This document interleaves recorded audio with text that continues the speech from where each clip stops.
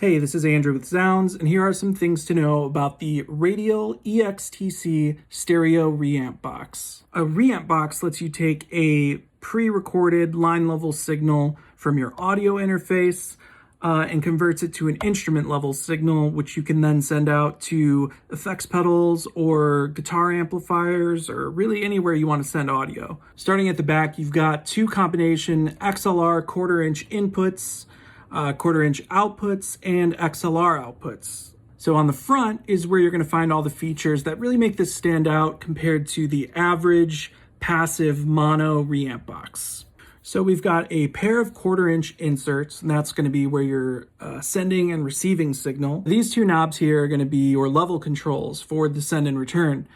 This will help to make sure that you're not overloading your pedals with a signal that's too hot, and it also lets you adjust the signal on its way back in after you've run it through effects.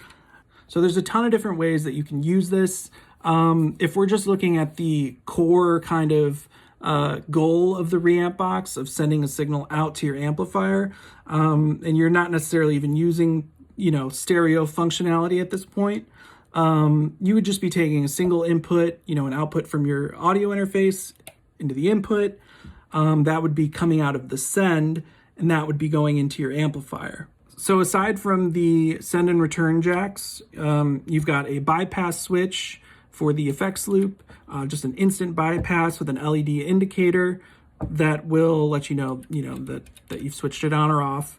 Your blend control will let you blend from fully wet to fully dry. And with that, you also have a phase flip switch. So if you're getting any kind of weirdness with between the dry signal and the wet signal, you can hit the phase flip to correct that. You can also use this with software amplifiers. If you want to use effects pedals with a DI signal running into the effects pedals, back into here, straight back into the computer, different effects routings.